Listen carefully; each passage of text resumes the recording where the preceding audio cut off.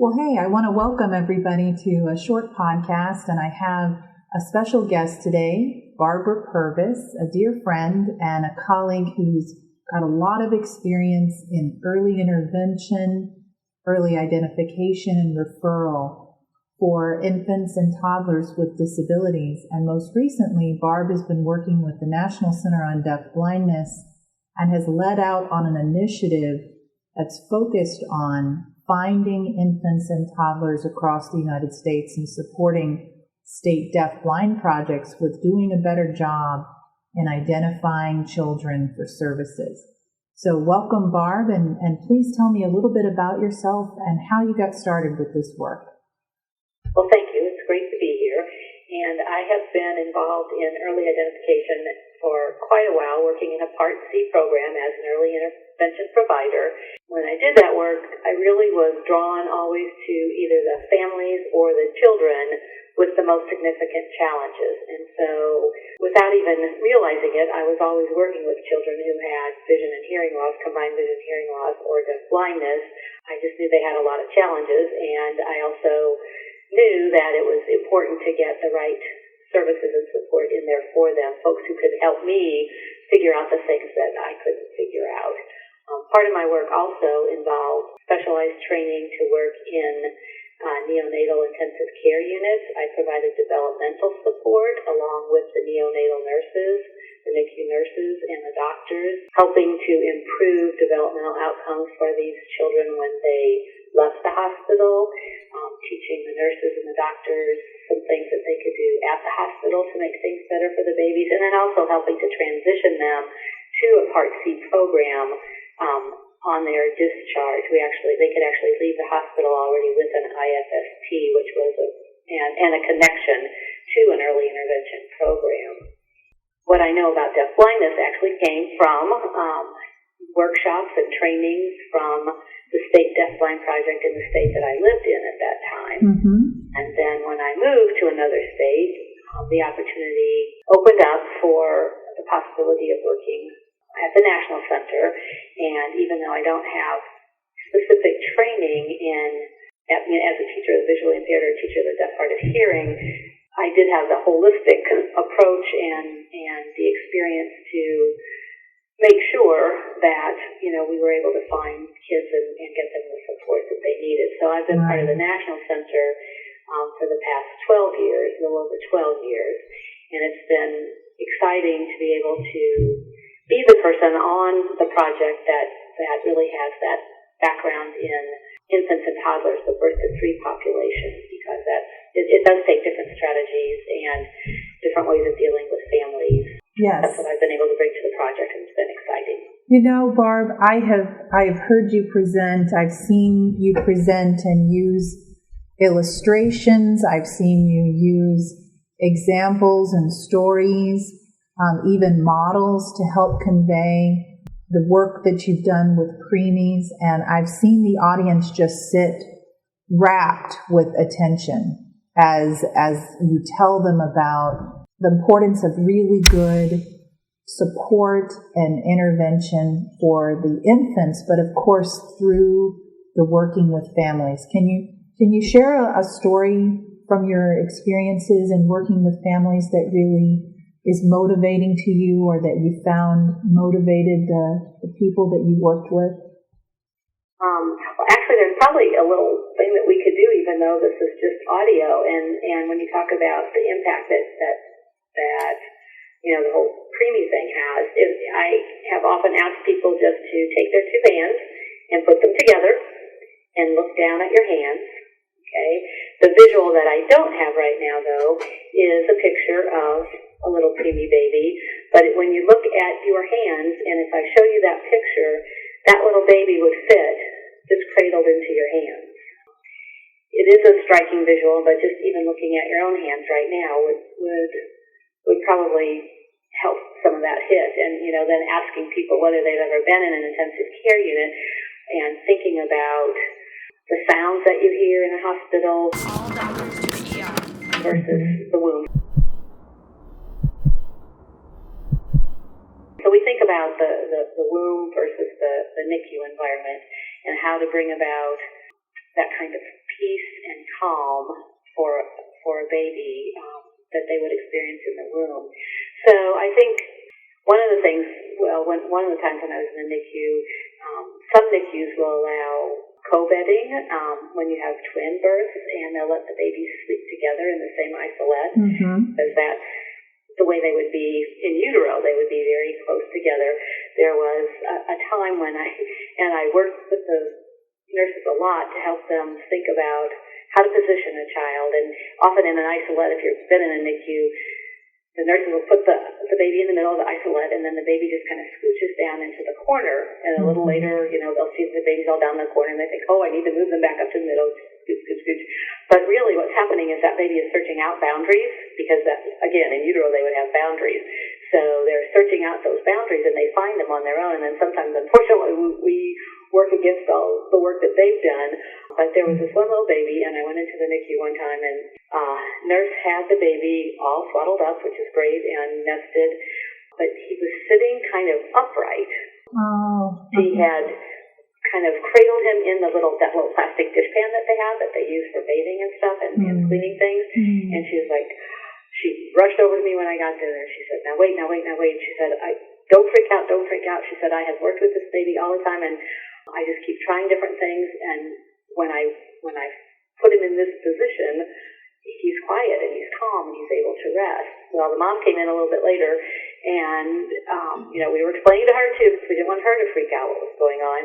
And she said, "Oh my gosh!" I said, "What?" She goes, "If you were able to see my ultrasound pictures, that's exactly the position that the baby was in when the baby was in utero."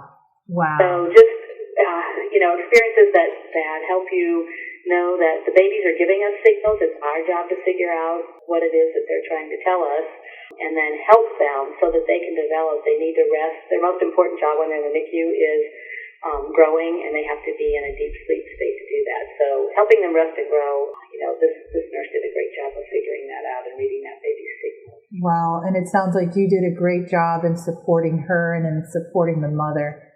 Barb, you have such fascinating stories, and your work is so inspiring to other people.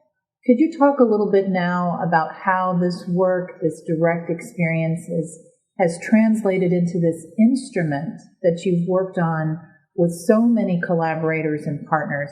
Introduce us to this other work, and if learners that are out there that want to dive in, there will be a link provided to this paper that you can read on your own and find out more about. But Barb, give us a thumbnail sketch. Okay. Well, the paper that Amy's referring to is titled The Early Identification of Infants with Deaf-Blindness, and it is a revision of a 2009 paper, which I was also part of the authorship there, and it really explains the efforts that are taking place within the whole National Deaf-Blind Technical Assistance Network to improve our identification and referral of infants and toddlers. What we know is that among the state deafblind projects nationally, there are some states that have consistently done a better job than other states of identifying babies early and getting them referred. So we worked to figure out what strategies they've used. We also know that there's so many ways to identify babies. Sometimes it is through the medical profession, sometimes it's through Part C, sometimes it's through an Ed.D program. And the state deafblind projects in our national center have extremely limited resources. We work, as most of you know, I hope, providing services for children birth through 21. So there's just a lot for everybody to do. They all have a lot on their plates. We want to make sure that state deafblind projects can get the most bang for their buck. So this paper summarizes research that comes from other disciplines in the medical field about the most effective ways to identify children with disabilities, young children with disabilities, and then get them referred. One of the things that we've learned is to make the distinction between identification, which is recognizing the disability and the importance of addressing it early, and then referral, which is making sure that a family and a child get referred to the most appropriate programs for the services that they need. And we've learned that strategies for those are different, and the way you approach helping state deaf-blind projects understand that. We're also helping them a lot to learn how to target materials, because the materials that you would present to, say, a neonatologist or a pediatric ophthalmologist obviously would be different than materials you would share with a family, something that an early intervention provider might share with a family, or that's something that you might post at an early Head Start office or a developmental pediatrician's office. Mm-hmm. So we have done a lot of research. I'm the lead of a team. This, as Amy said, it's not been just me. We've had a lot of help along the way, both within our project and now from projects out of the States. We have done a lot of research to figure out what are the most effective practices, and then boil that down to 4 key practices that we really feel states can follow to improve their efforts. And we already know that it is helping. And so this paper is something that we've been told is really helpful when someone needs to talk with maybe administrators at a state or regional level, because it really has a strong research base and helps them understand low incidence disability. Sometimes it's really hard for administrators to get a handle on this population and how to find out about them and what to do with them, and what to do to help provide the best services for them. So this paper has been helpful in helping administrators understand low incidence disabilities, but also then really helping them to know that there is a whole network out there that can help provide services for these children as well. Great, Barb. That's really, really insightful. Thank you so much for summing up the key points of the paper and the work within it.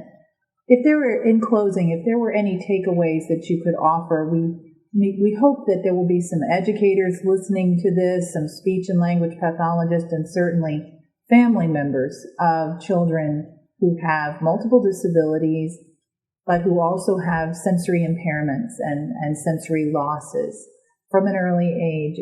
Is there any pearls of wisdom or pearls of hope even that you could offer to some educators and family members that are listening now? Absolutely. I mean, the first would be, again, to just make sure everybody knows that there is a network of people out there, because this is such a small, children with multiple disabilities, and especially those who have challenges with both the senses that are so important in that early learning.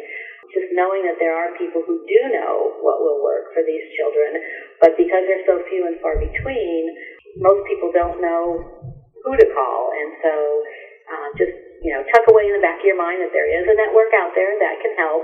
I think whether we're talking to families or to professionals or the medical folks, one of my little key phrases is, when in doubt, refer. If you're not sure, let somebody help you figure out. If you know that something's wrong with the child's vision, it's very, very important to make sure that they can use their hearing as well as possible. So you want to make sure that the hearing is okay, and vice versa. So if you're not sure, get somebody to help you make that determination and point you in the direction of the intervention strategies and the learning strategies, the ways to interact with your child and communicate with your child.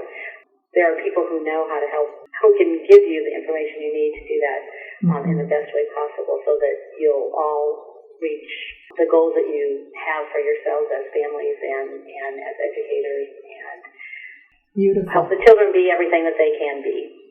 Just beautiful, Barb. And thank you so much for sharing your wisdom with us today and for your passion for this work. And we'll leave some links below this podcast, as well as a link to the paper that Barb referred to. And thanks again, Barb, for your time. Oh, you're very welcome. It was my pleasure.